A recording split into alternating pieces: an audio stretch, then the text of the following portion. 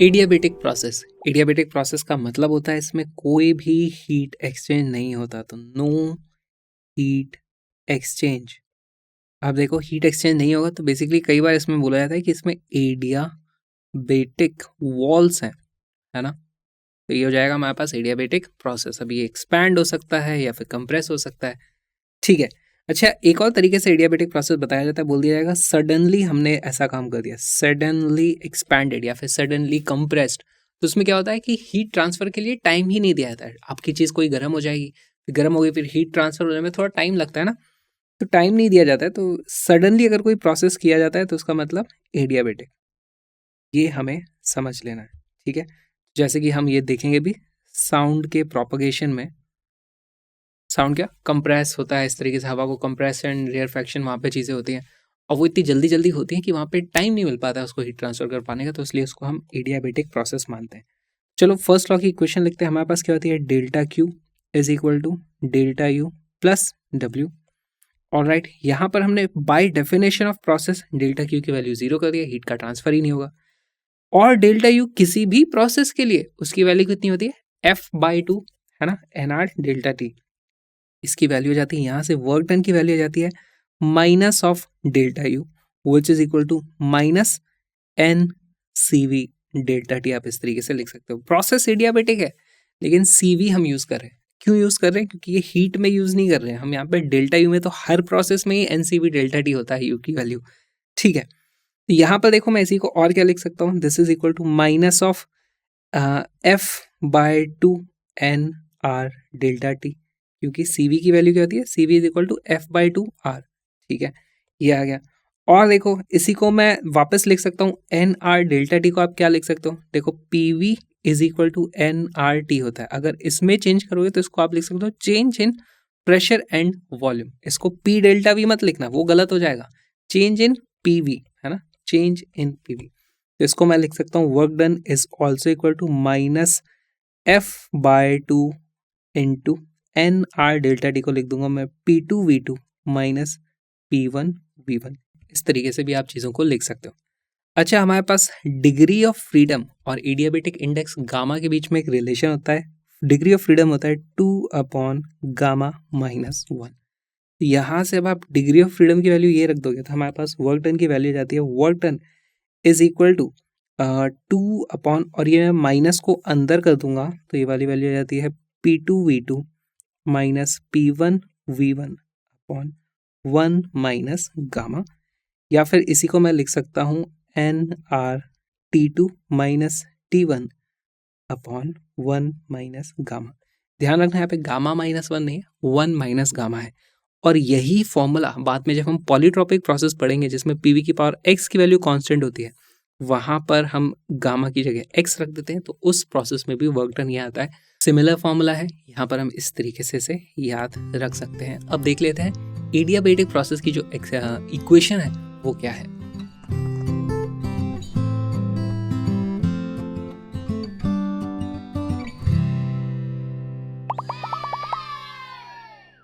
Adiabatic process की जो condition होती है PV raise to power gamma is equal to constant, वो कहाँ से आती है जल्दी से ये देख लेते हैं। पूरा डेरिवेशन नहीं करेंगे, हमारे पास जो differential form of first law होती है वो कहते हैं DQ is equal to DU plus DW। इसकी वैल्यू हमें बाय डेफिनेशन बोल दी गई है एडियाबेटिक प्रोसेस में, वो 0 होने वाली है। चेंज इन इंटरनल एनर्जी, अब DU को क्या लिख सकता हूँ मैं, इसकी वैल्यू हो जाती है DU is equal to NCV DT is equal to minus का DW।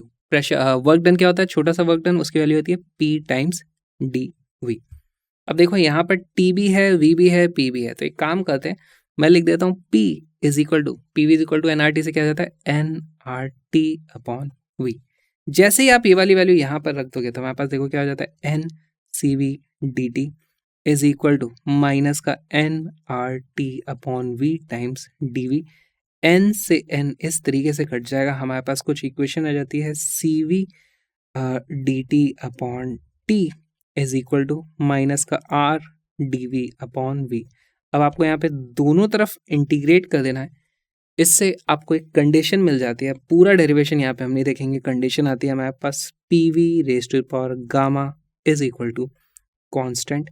गामा की वैल्यू क्या होती है, गामा होता है हमारे पास Cp अपॉन Cv, या फिर आप इसको लिख सकते हो Cv plus R upon Cv, या फिर आप इसको लिख सकते हो 1 प्लस R अपॉन Cv, और Cv की वैल्यू होती है F/2 टाइम्स R। तो यहाँ से आप इसको देखोगे तो गामा की वैल्यू एक्चुअली आ जाती है gamma is equal to 1 plus 2 divided by F, जहाँ पर F डिग्री ऑफ फ्रीडम होती है।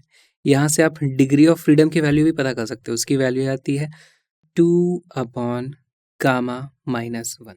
अच्छा, गामा की वैल्यूज किस तरीके की होती थी, मोनोएटॉमिक के लिए क्या होता था, गामा की वैल्यू होती थी गामा इज इक्वल टू 1.67, या फिर हमें गामा की वैल्यू कितनी मिलती थी 1.4 मिलती थी, या फिर 1.33, इस तरीके की वैल्यूज हमें मिलती थी ना। अगर डिग्री ऑफ फ्रीडम की वैल्यू 3 है तो ये आता है, डिग्री ऑफ फ्रीडम की वैल्यू 5 है तो ये आता है, डिग्री ऑफ फ्रीडम की वैल्यू 6 है तो हमारे पास ये वैल्यूज आती हैं।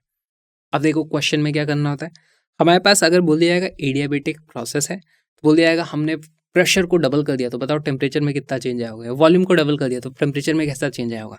तो सिर्फ पीवी का ये रिलेशन होने से हमारा काम नहीं चलेगा, इसको हमें जल्दी से कन्वर्ट करना आना चाहिए। लेट से मुझे वॉल्यूम और टेम्परेचर के बीच में रिलेशन निकालना है, तो आप क्या करोगे, प्रेशर को रख दो, प्रेशर की वैल्यू रख दो nRT अपॉन V। तब यहाँ पर ये तो एक चीज़ कांस्टेंट है, तो अब आ जाएगा हमारे पास टेम्परेचर इनटू वॉल्यूम की पावर गामा, यहाँ था एक डिनोमिनेटर में और है तो बन जाता है गामा माइनस 1। तो इसी से आप डिराइव कर सकते हो टेम्परेचर इनटू वॉल्यूम की power gamma minus 1 will be constant होने वाला है। या फिर अगर हमें यहाँ पर मैं प्रेशर और टेम्परेचर के बीच में रिलेशन निकालना चाहता हूँ तो मैं क्या रख दूंगा, हमारे पास वॉल्यूम को मैं रख दूंगा nRT अपॉन P। तो टेम्परेचर की पावर गामा और प्रेशर की पावर यहाँ पे 1 था और यहाँ पर नेगेटिव में -1 था, वो गामा यहाँ पे ऑलरेडी चढ़ा हुआ है तो 1 माइनस गामा इस तरीके से आ जाएगा। तो जाता है प्रेशर की power 1 minus gamma into temperature की power gamma is equal to constant. यही कुछ डेरिवेशंस हैं जो आपको करने होते हैं, इस पे बेस्ड भी डायरेक्टली सवाल आते हैं, ये बहुत इंपॉर्टेंट हो जाता है। और गामा और डिग्री ऑफ फ्रीडम में जो रिलेशन है ये हमें पता होना चाहिए।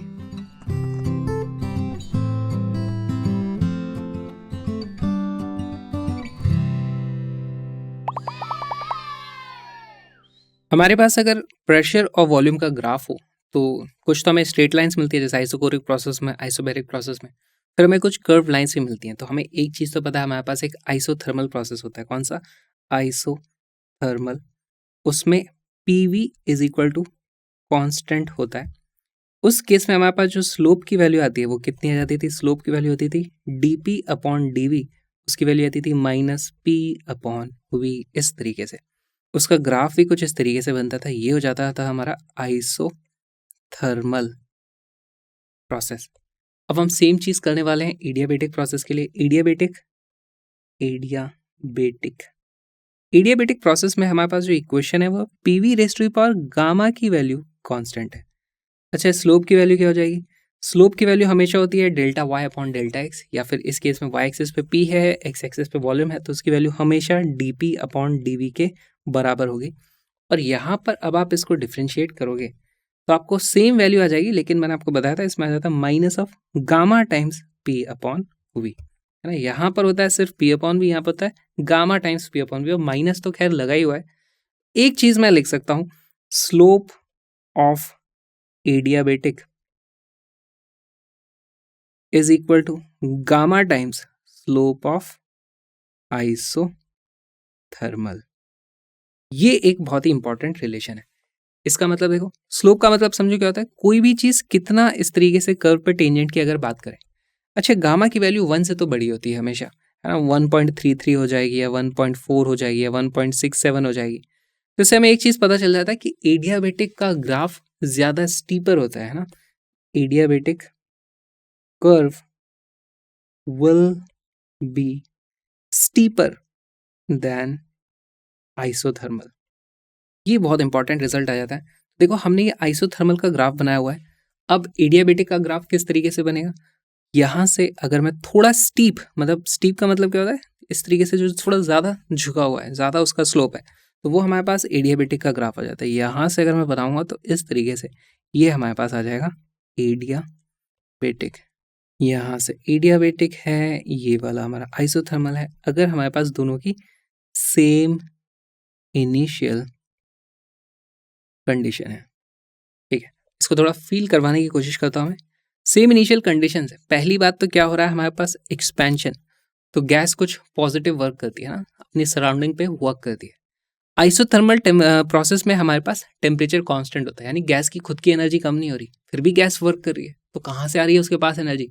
कोई उसे एनर्जी दे रहा होगा, उसी एनर्जी का यूज करके वो वर्क कर देती है। एडियाबेटिक में क्या होता है, एक्सपैंड तो हमने करवा दिया, तो गैस को वर्क तो करना पड़ेगा, लेकिन उसको कोई हीट दे नहीं सकता। उसको कोई हीट दे नहीं सकता मतलब एडियाबेटिक में उसने अपनी खुद की एनर्जी का यूज करके वर्क किया है। खुद की एनर्जी का यूज करके वर्क करोगे तो एनर्जी कम हो जाएगी, इंटरनल एनर्जी कम हो जाएगी, इसका मतलब टेम्परेचर कम होगा। और इसीलिए यहाँ पर देखते हैं हम, इसका देखो ग्राफ ऐसे आता है, और आप यहाँ पे आप देख भी सकते हो, अगर इन्हीं दो जगह पे मैं इस तरीके से आइसोथर्म बनाऊं तो यार देखो यहाँ पे फाइनल पोजीशन पे टेम्परेचर की वैल्यू कम है। एडियाबेटिक एक्सपेंशन होगा तो हम यहाँ पे देख के फील कर पाते हैं कि टेम्परेचर तो रिड्यूस होना ही है। लेकिन इसमें कुछ लोग ऐसे रट लेते हैं कि जो भी ऊपर वाला ग्राफ है वो आइसोथर्मल का होता है, नीचे वाला ग्राफ एडियाबेटिक का होता है। ऐसा नहीं होता है, ये सिर्फ इस केस में होता है जब सेम इनिशियल कंडीशन से आप एक्सपैंड करा रहे हो। अगर हम सेम इनिशियल कंडीशन से कंप्रेशन कराएंगे तो केस कुछ और हो जाएगा, उसको भी देख लेते हैं।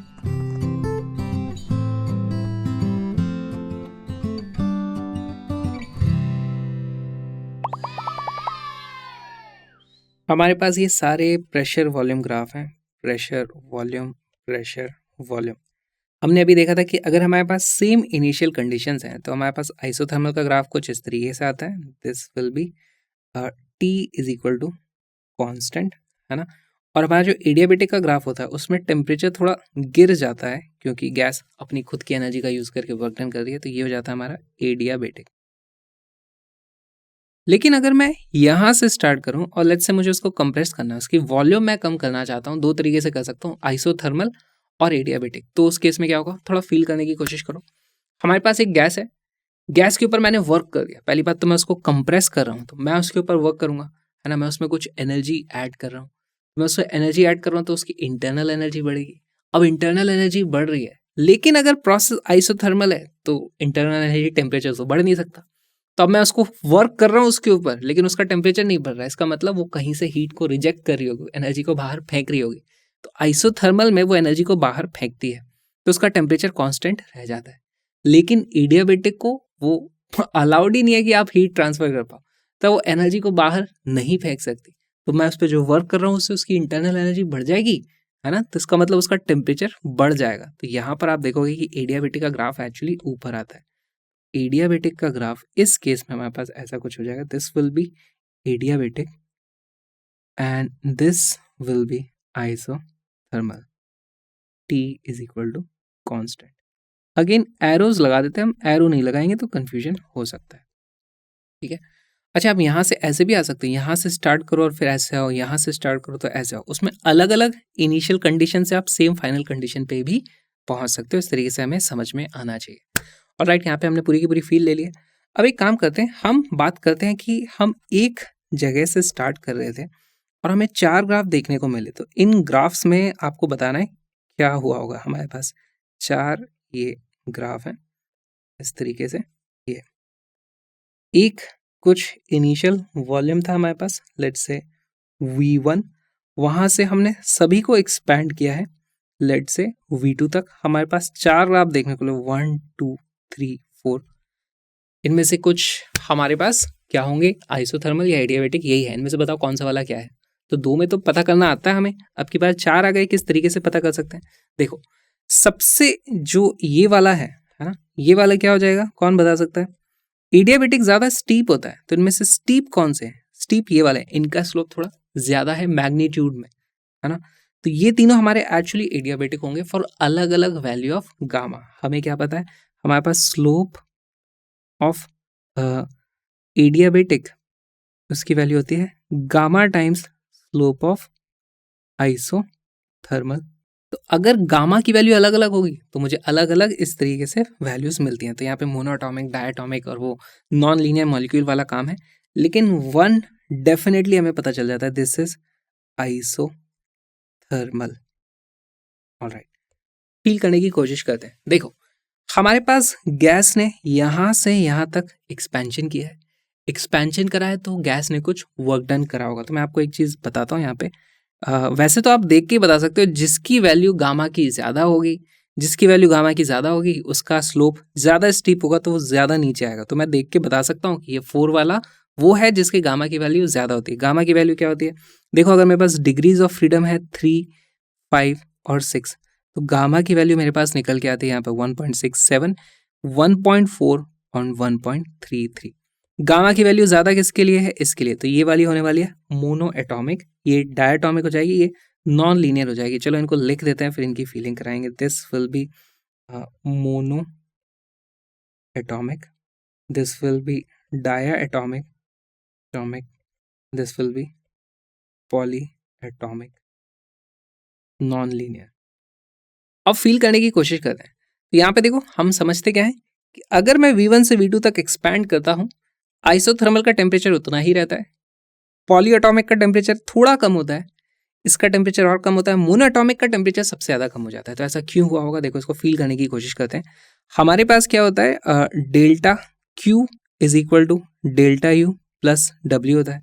बाई डेफिनेशन ऑफ एडियाबेटिक हमने डेल्टा Q की वैल्यू 0 कर दी है। तो हमारे पास जो वर्क डन होगा, या फिर मैं लिख सकता हूँ हमारे पास जो चेंज इन इंटरनल एनर्जी होगा, चेंज इन इंटरनल एनर्जी को डेल्टा U की वैल्यू जाती है माइनस टाइम वर्क डन। अब पॉलीएटॉमिक में यहाँ से यहाँ तक देखो, अगर मैं यहाँ से यहाँ तक आता हूँ तो वर्क डन कितना होता है? इतना अमाउंट, इतना सारा मुझे वर्क डन करना पड़ा, उसी को मैं इक्वेट कर दूंगा NCV डेल्टा T से। अब क्योंकि पॉलीएटॉमिक में ज़्यादा डिग्रीज ऑफ फ्रीडम होती है, उसके पास ज़्यादा एनर्जी स्टोर करने के तरीके होते हैं, तो उसके अंदर ज़्यादा एनर्जी होती है, तो उसकी हीट कैपेसिटी एक्चुअली ज़्यादा होती है ना। NCV की वैल्यू कितनी होती है? F/2R। ज़्यादा डिग्री ऑफ फ्रीडम होगी तो आप ज़्यादा एनर्जी स्टोर कर सकते हो। तो बेसिकली उसकी क्योंकि हीट कैपेसिटी ज़्यादा है, तो उसमें डेल्टा T की वैल्यू थोड़ी कम आती है। लेकिन मोनोएटॉमिक से अगर आप पूछोगे तो उसको एक्चुअली उसका टेम्परेचर जल्दी जल्दी गिर जाता है, वो उतनी हीट एनर्जी स्टोर ही नहीं कर पाती। बेचारी में 3 ही डिग्री ऑफ फ्रीडम थी, तो अगर उससे वर्क डन कराओगे तो टेम्परेचर जल्दी गिरेगा। अगर पॉलीएटॉमिक से वर्क डन कराओगे तो टेम्परेचर धीरे धीरे गिरेगा। उसको भी आप यहाँ पर फील कर सकते हो। फील कर पाना बहुत ज़्यादा ज़रूरी है।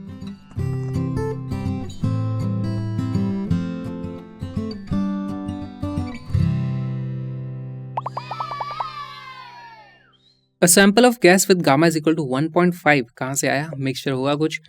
is taken through an adiabatic process in which the volume is compressed from इतने to इतने। ओके, पहली बात तो कंप्रेशन किया है हमने गैस का, तो work done by the gas क्या होने वाला है? नेगेटिव। तो गैस के ऊपर मैंने वर्क कर दिया, और अब क्या होगा? गैस के ऊपर मैंने वर्क कर दिया, कंप्रेस किया, मैंने उसको एनर्जी दे दी है कुछ, है ना। वर्क डन करते तो एनर्जी दे देते, इसका मतलब वो हीट ट्रांसफर तो कर नहीं सकती, यानी उसका टेम्परेचर बढ़ा होगा। देखो, हमने यहाँ पे फील कर लिया। अब देखते हैं, सॉल्व करते हैं होता क्या है। If the initial pressure is इतना, the magnitude of the work done by the gas in the process is, oh no, तुमने वर्क डन ही पूछ लिया है। पहली बात तो वर्क डन होता क्या है? वर्क डन इन एडियाबेटिक की वैल्यू होती है NR delta T upon 1 minus gamma, या फिर इसी को मैं लिख सकता हूँ P2 V2 minus P1 V1 upon 1 minus gamma. और इसकी वैल्यू मुझे पता है, कंप्रेस किया तो इसकी वैल्यू आने वाली है नेगेटिव। अब कैसे पता कर सकते हो? आपको इनिशियल और दोनों वॉल्यूम दी हुई है, V1 V2 दिया हुआ है, इनिशियल प्रेशर दिया हुआ है, फाइनल प्रेशर नहीं पता। तो अगर मैं फाइनल प्रेशर पता कर लूँ तो मुझे आंसर मिल जाएगा। हमें पता है PV raise to the power gamma की वैल्यू होती है कांस्टेंट। क्या मैं यहाँ से फाइनल प्रेशर निकाल सकता हूँ? P1 V1 इंटू ये is equal to P2 V2 की पावर गामा, उससे आप निकाल सकते हो। बस आपको सारा आंसर आ जाएगा। वीडियो को पॉज करो, क्वेश्चन को सॉल्व करो।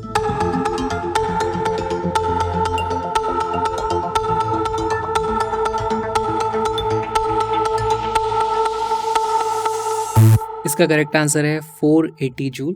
और सॉल्व करना शुरू करते हैं। पहले हमें फाइनल प्रेशर निकालना चाहिए, तो मैं इसी इक्वेशन का यूज़ करूँगा।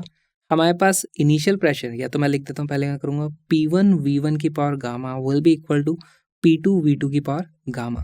वैल्यूज़ रखने शुरू करेंगे तो हमारे पास P1 इंटू V1 की power gamma is equal to P2 की वैल्यू जो आ जाएगी, वॉल्यूम ऑफ 2 कितना है? वो है फाइनल जो वॉल्यूम है वो इनिशियल वॉल्यूम का 1/4 है। तो देखो मैं इसको क्या लिख दूंगा, V1 डिवाइडेड बाई 4 एस की पावर गामा।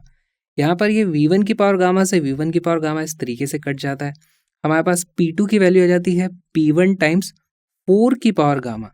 अच्छा, गामा की वैल्यू कितनी है कोई मुझे बताएगा? यहाँ पर दी हुई है वैल्यू 1.5, तो इसको मैं लिख सकता हूँ P1 इंटू 1.5 कितना होता है? एक बार तो 4 एज इट इज लिख दो और फिर उसके बाद हाफ और है ना 3/2 है तो वो आ जाता है अंडर रूट ऑफ 4। इसकी वैल्यू आ जाती है देखो 8 टाइम्स P1। हमने वॉल्यूम को 1/4 किया है लेकिन प्रेशर हमारा 8 टाइम्स बढ़ गया है। इस तरीके से अब इसकी हमारे पास कुछ वैल्यू आ चुकी है। चलो वर्क डन की वैल्यू पता कर लेते हैं। वर्क डन की वैल्यू होती है P2V2 माइनस P1V1 अपॉन हमारे पास आता है 1 माइनस गामा। P2 की वैल्यू है 8 टाइम्स P1, V2 की वैल्यू है V1/4 तो इसको लिखता हूँ 8 times P1 into V1 divided by 4 minus P1V1 upon 1 minus 1.5। इसकी वैल्यू आ जाती है देखो ये हो जाता है 2P1V1 माइनस P1V1 तो इसकी वैल्यू आ जाएगी सिर्फ P1V1 अपॉन माइनस का हाफ तो इसकी वैल्यू आ जाती है माइनस 2P1V1। अब बस हमको वैल्यूज रखनी है लेकिन वैल्यूज जो रखोगे ऐसा यूनिट में रखनी है। तो यहाँ पे देखो हमारे पास -2 प्रेशर इनिशियली कितना था 200 किलो पास्कल तो इस तरीके से ये आ गया 1000 kilo pascal multiplied by volume initially कितना था 1200 क्यूबिक सेंटीमीटर तो ये आता है 1200 इंटू 10⁻⁻6 मीटर क्यूब। यहाँ पर कितने -6 से देखो ये 2 और ये 2 इस तरीके से कट जाता है। हमारे पास जो वैल्यू आ जाती है वो जाती है 12 इंटू 4 इंटू 10 तो माइनस का 480 आ जाता है जिसकी सिर्फ मैग्नीट्यूड की अगर हम बात करें तो हमारे पास आंसर आ जाता है 480 जूल और यही हमारा करेक्ट आंसर है। बहुत ही अच्छा सवाल था। इसका देखो ग्राफ भी आप बना सकते हो। हमारे पास इनिशियली कुछ वॉल्यूम रहा होगा V1 और यहाँ पर है हमारे पास V2। इस तरीके से उसको कंप्रेस किया है तो उसका प्रेशर 8 टाइम्स बढ़ गया है ना। ये है V तो हमारे पास V/4 किया था, यहाँ पर कुछ P था तो 8 टाइम्स P हो गया था। हमने जो वर्क डन पता करा अभी इस फॉर्मूले से वो एक्चुअली ये वाला एरिया है और इसका मैग्नीट्यूड जाता है -480 जूल है ना। नेगेटिव क्यों है? क्योंकि कंप्रेशन हुआ है तो नेगेटिव आता है। ये जो वीडियो आपने देखा ये एक छोटा सा पार्ट है एक छोटे से क्रैश कोर्स का जहाँ पे सिर्फ 40 क्लासेस में 2-2 घंटे की हमने कंप्लीट 11th और 12th की फिजिक्स को कवर किया है। बहुत सारे इंपॉर्टेंट और प्रीवियस ईयर्स क्वेश्चंस को भी इंक्लूड किया गया है। कलरफुल ग्राफिक्स हैं ताकि सब कुछ आपके दिमाग में सीधे घुस जाए और आप अच्छे मार्क्स ला पाओ जिस भी एग्जाम की आप तैयारी करना चाहते हो। तो आ जाओ, link is in the description. साथ में आप कलरफुल नोट्स की PDF भी डाउनलोड कर सकते हो, एब्सोल्युटली फ्रीली अवेलेबल है। Link is in the description, जरूर उसको चेकआउट करना और मेरे ब्लॉगिंग चैनल को सब्सक्राइब करो। हम मिलेंगे जल्दी।